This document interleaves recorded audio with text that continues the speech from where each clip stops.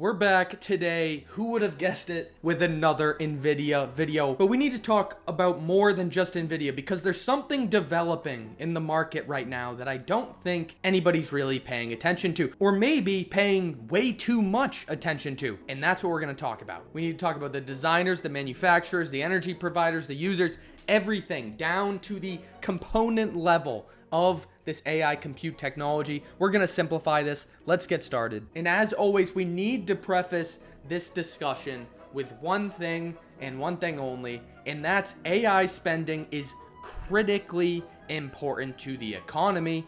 Obviously, you've probably seen this chart on this channel by now, but if you haven't, then just know that AI spending right now is contributing more to GDP growth than consumer spending is. The spending by people, by you, using the money you make from your job to spend on products and services, vacations, whatever you want to do in life. If AI spending starts to go away, then we know with almost 100% certainty that GDP is going to follow. And if GDP starts to enter in a downtrend, then your job is at stake. And this isn't to be over dramatic. As we know, when businesses start to see the economy slow down, the consumer spending less money, what do you think they do? They cut costs, they cut jobs, your job, you get the point. Now, into the good stuff. I want to start with this saying, can't see the forest from the trees. What does that mean, and how does that apply to today's economy and today's stock market dynamic? Well, first things first, when you can't see the forest from the trees, you're so focused and so enveloped in the lower level details of something that you fail to see the bigger picture, right? When you're in the forest, sometimes you can't actually tell if you're in the forest. You just see a bunch of trees in front of you, right? It kind of obstructs your vision of the big picture. And that's what I want you to see in this picture. We have all these different terms that have something to do with AI infrastructure build out. All of these culminate together in the AI infrastructure, the AI spending we just talked about in, you guessed it, Nvidia. Nvidia is the forest. They are the driving factor of literally all of the AI spending. And I think this is exactly what's happening in the AI industry right now. Everybody's trying to pick the next big stock to outperform, the next AI data center stock that doesn't make any money, or the next AI software stock that doesn't make any money. But what we do know with nearly 100% certainty is if the AI infrastructure build out continues to happen and continues to accelerate at the pace that it's accelerating today, then Nvidia will be a guaranteed winner. But the only reason this dynamic exists in the first place is because of Nvidia's technology, and that's what we're going to talk about in a little bit more detail. There's a lot to unpack when it comes to this technology. We have a lot of underlying technologies, underlying dynamics, unbelievable engineering feats from everything to the lower level memory of the chip. And I'm not even including here the data center construction or the real estate side of things. I think you get the point. It's a pretty complex environment, but at the forefront of it all is the AI chip designers. Now, again, the whole point and objective of this channel is to simplify things from an engineering perspective and make it into some sort of consumable information that helps and guides you into making some decision. Whatever you do with this information, that's up to you. But I encourage you, if you learn anything, please subscribe. It helps me out. Now, first things first, we know that Jensen Huang, CEO of Nvidia, he has a master plan, a grand vision of this AI infrastructure build out. As he says, we're in the early innings, right? And there's analysts out there all over the place projecting by the end of the decade, so 2030, that we're going to have AI data center infrastructure spending in the realm of $1 trillion in market size. What does that mean? That means a ton of companies, a ton of mega cap tech companies are going to be spending hundreds of billions of dollars on this AI build out. Now, Jensen Huang is jumping the gun a bit. He says, hey guys, you have no idea what you're talking about. You say 1 trillion by 2030, the end of the decade? Yeah, okay. We're hitting 1 trillion by 2028, 2 years before that,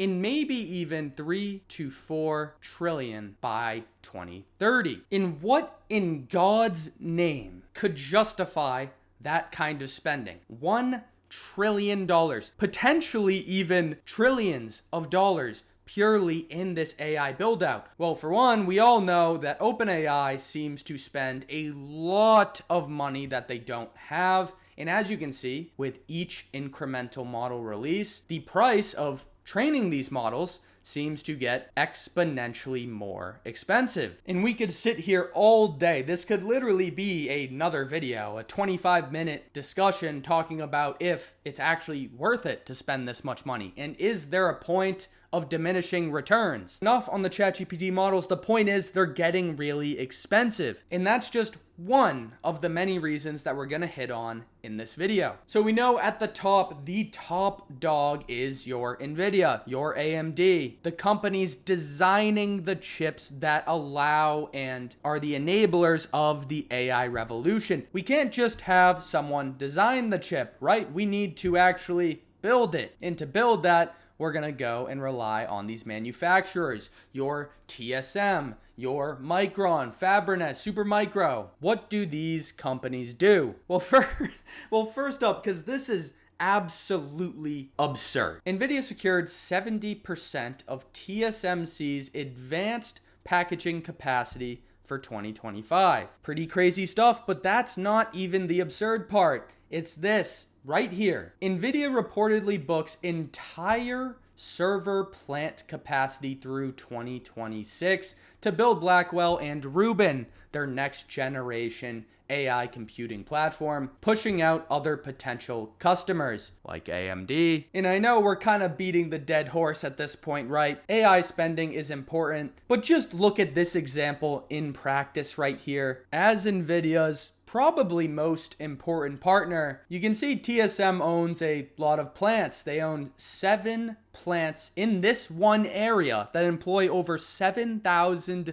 people, producing 240,000 systems based on the Blackwell platform each quarter. So they employ a ton of people, and this is important for our economy. People need jobs. But unfortunately for TSM, they have a major problem. They're not going to be able to keep pace with the demand, especially the demand that's coming with this next generation platform in Rubin. So what are they gonna do? Well, they're gonna go buy as much land as they possibly can, taking over some textile business and transform that into another plant to manufacture Nvidia chips. And it's becoming such a problem, to be fair, also due to Trump's extreme fixation on industrializing America and bringing manufacturing to America, make America great again, right? TSM is now expanding into the United States and hopefully bringing this technology so they can continue to develop the most advanced chips that the world has ever seen. Now, we talked about this theme that seems to be developing and taking place in the market right now,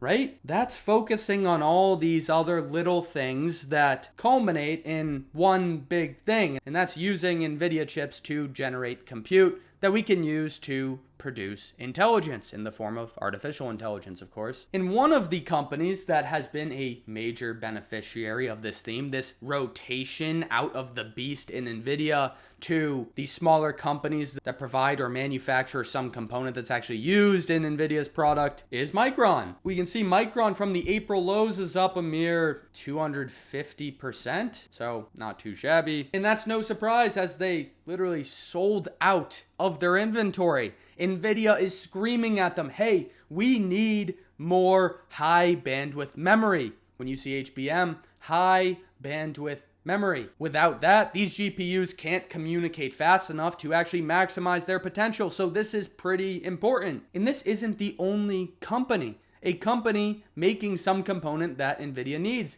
Take Fabrinet, for example, up nearly 190% from April lows. Again, there's a lot of limiting factors when it comes to Nvidia GPUs. They have a lot of bottlenecks. Another is the physical transfer of data from one location to another. Your old traditional copper cables, well, that's just not gonna be fast enough for Nvidia's case. They're innovating, they're finding ways to get this information from one location to the next, ideally instantaneously. And that's what the idea of fiber optics hopes to achieve. Instead of sending some electrical signal through a copper wire that could have data loss, especially over long distances, delay, electromagnetic interference, whatever, that's all the nerdy technical stuff. Just know fiber optic, some of the components that Fabrinet provides, make sending this data through light pulses a lot faster than it would be through electricity, through some copper cable. Now, we talked about the designers, we talked about the manufacturers, but there's a lot more to a data center than the components that actually sit in that data center. Welcome the energy providers, your power generators, and actually building out the infrastructure that allows these power generators to transmit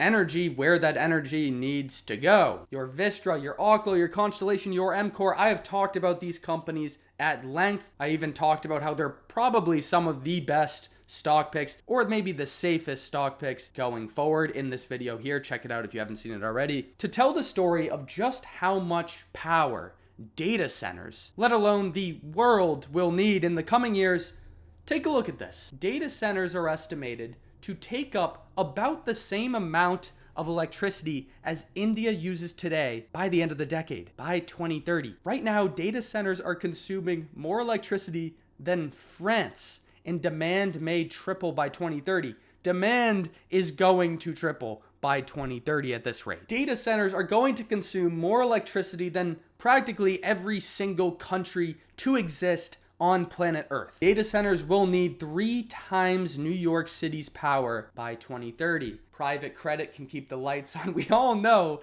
that private credit is the driving force of the AI revolution. OpenAI doesn't have any money. Where do you think they get all of their money from? Private investors, private credit. We're talking about New York City, a city with a population of what, 8.5 to 9 million people? You probably need somewhere between 8 and 9 gigawatts to power all the housing that those people are going to occupy. And so, yeah, I think you can see just how much energy we're gonna need. And as we've heard over the past few months or so, especially, is President Trump is taking note. He knows we need clean energy and we need it fast. And the best form, or the most reliable form of clean energy that we have right now, is nuclear. Now, we have the conventional nuclear providers in Constellation, in Vistra. Again, we went over this in much more detail in that video I mentioned earlier, but also Oklo, which is creating a reactor about, what, 1/20th the size of this thing right here, hoping to bypass some of the stringent red tape that is involved with nuclear regulation. And when we have that energy, whether it's from Oklo's small modular reactors, or it's from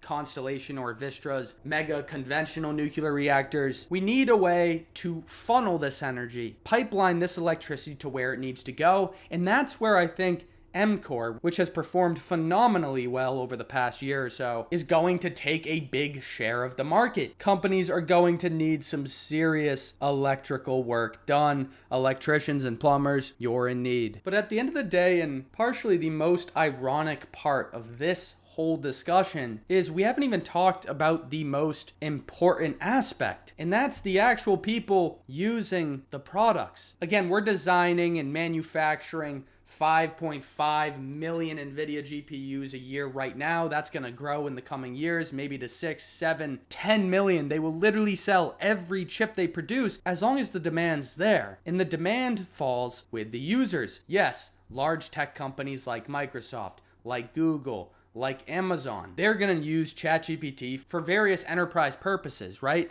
Maybe make themselves more efficient, make themselves more productive. But at the end of the day, they need to sell a product, a service that people will continually buy. And at this point, we know, right? Sam Altman, the AI spending god, he is going all in. He believes that OpenAI, with their future model, with ChatGPT, with Sora, and their meme generators, are going to change the world as we know it, and people are going to be willing to pay, I don't know if it's going to be a pretty penny, but they're going to be willing to pay something for it. And that something is hoping to justify just how much money they're spending right now. The OpenAI Nvidia deal calls for OpenAI to deploy 10 gigawatts of AI compute that they'll use to train their models, deploy their models, use their software, whatever. To do that, they're going to spend anywhere between $300 to $400 billion on Nvidia stuff. OpenAI agrees to 6 gigawatts of AMD GPUs. That's going to add up to $300 billion of revenue for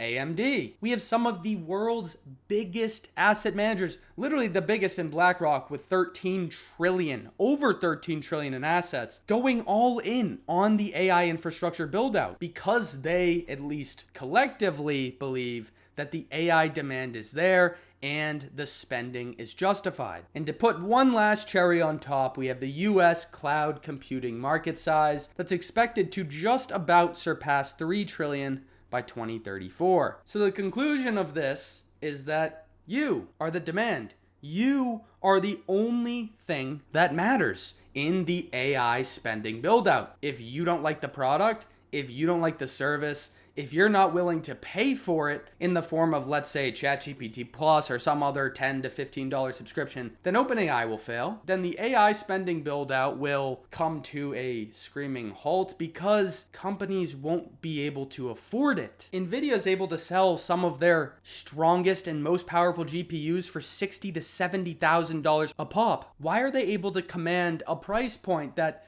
literally makes you scratch your head and wonder if these companies have any idea in what the hell they're doing? Because the demand is there right now. And let's not lose sight of the bigger picture. Yes, Nvidia's sitting at what, 4.4 trillion market cap? That's absolutely massive. It's unprecedented. We've never seen a company worth that much money, worth virtually more than every country in the world by GDP. But they're actually cheaper than almost all their peers right now. And we're going to get into that in the next video in some more detail. But I think right now the market's getting a little frustrated. They just saw Nvidia gain 200% over the last couple of years. So when things start to slow down, when you see some of these other stocks like AMD jumping on this massive OpenAI news, it's easy to get a little excited, drop your position in Nvidia and head somewhere else into wherever you go, rare earth metals, LLMs, power, energy, cooling, data centers, whatever suits your fancy. And so I think right now we're seeing a rotation into some of these other players, into your manufacturers, into your energy providers, and some of your software users, but they all depend on Nvidia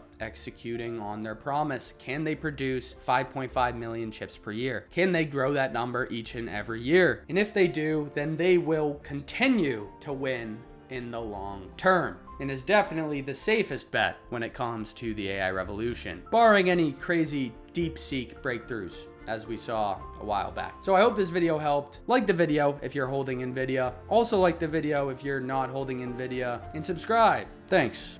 Bye-bye now. Bye-bye.